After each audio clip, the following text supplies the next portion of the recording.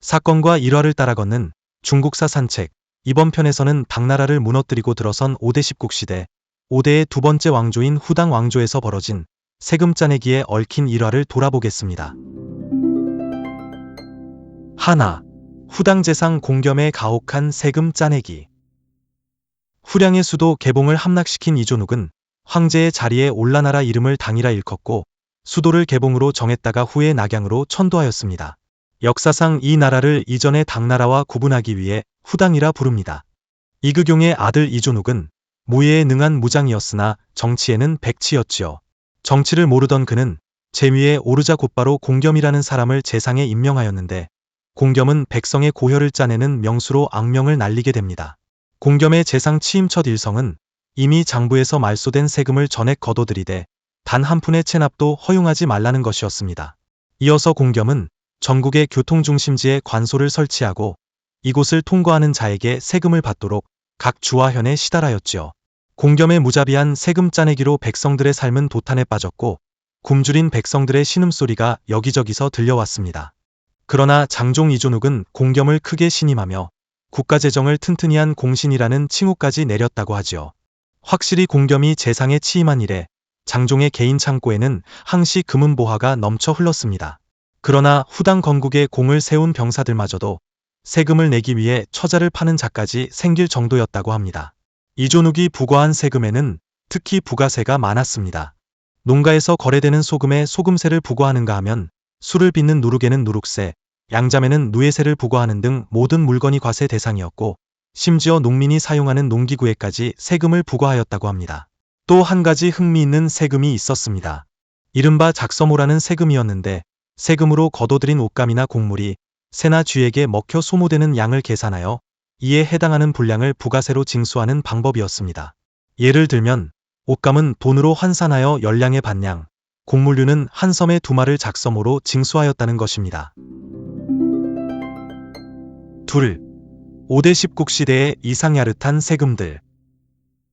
후당뿐만이 아니고 5대 십국 시대에는 조정에서 법령으로 정한 세금 외에 못보비세, 쌍놈세, 수염 쓰다듬세 등 이상야릇한 명칭의 별의별 세금이 있었습니다. 못보비세는 오늘날의 하남성 상구인 송주에서 생겨난 세금이었지요. 송주의 지방장관 조제례라는 자는 백성들로부터 세금을 짜내는데 피도 눈물도 없는 가혹한 인물로 유명하였습니다.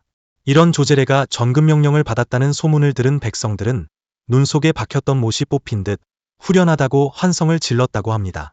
백성들의 이 같은 환성 소리를 들은 조제례는 다시 송주에 1년 유임할 것을 청원하여 이후 1년 동안에 백성 1인당 1천전의 못보비세를 징수하였다고 하지요. 쌍놈세는 안희성 여강에서 있었던 이야기입니다. 여강의 지방장관 장숭은 백성들의 원망의 대상이 되어 백성들은 그를 쌍놈이라고 불렀다고 합니다. 장숭이 소환을 받고 조정으로 불려가자 이 소식을 들은 백성들은 그 쌍놈 이번에는 분명히 돌아오지 못할 것이라며 기뻐하였다고 합니다.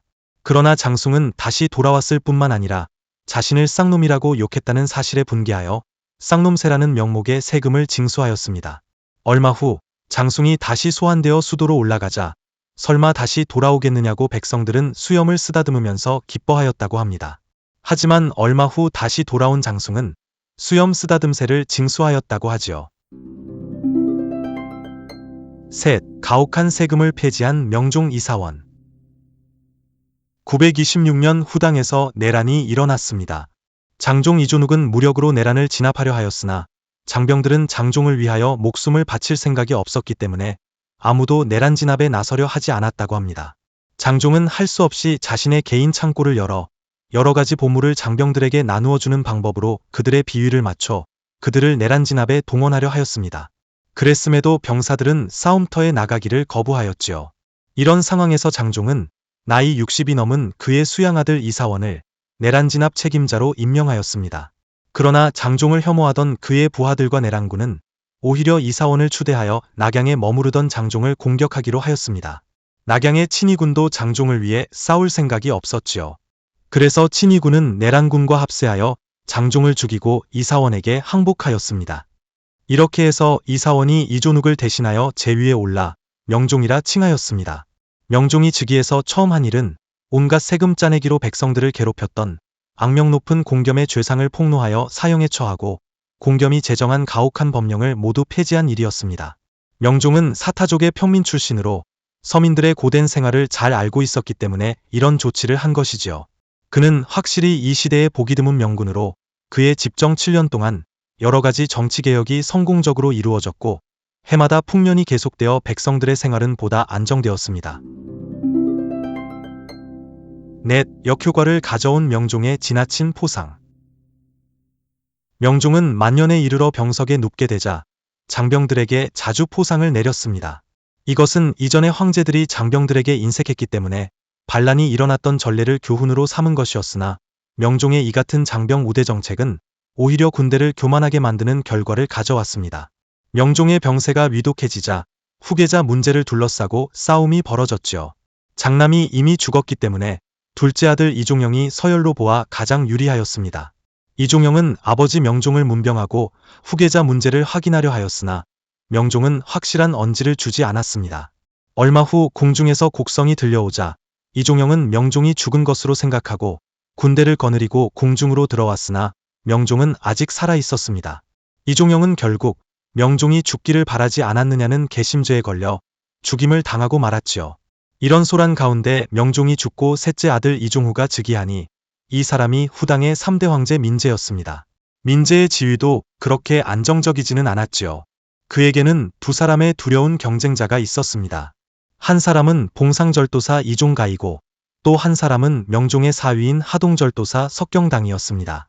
민제는 이종가를 하동절도사로 석경당을 성덕절도사로 전임시켜 그들을 근거지로부터 축출하려 하였습니다.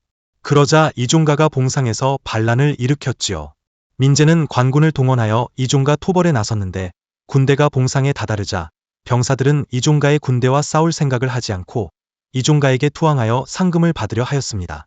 이종가는 이들의 항복을 받아들이고 성내의 모든 재물을 긁어모아 그들에게 나누어 주었습니다. 이렇게 관군의 투항병을 포섭한 이종가는 낙양을 향해 역습을 가했지요. 민제는 병사들에게 상금을 주겠다는 약속으로 이종가군을 방어하도록 하였으나 이들 군대는 도중에서 이종가에게 투항하고 말았습니다. 싸움을 하기 위한 군대가 아니라 이중으로 상금을 받으려는 장병들의 구걸 행렬이었던 것입니다. 934년 마침내 이종가가 민제를 죽이고 제위에 오르니 이 사람이 후당의 마지막 황제 폐제입니다. 다음 편에서 후당의 폐제를 패하고 후진 왕조를 세운 석경당의 이야기로 이어지겠습니다. 지금까지 당나라를 무너뜨리고 들어선 5대 십국시대 5대의 두 번째 왕조인 후당의 세금 짜내기에 얽힌 일화를 돌아보았습니다. 마치겠습니다.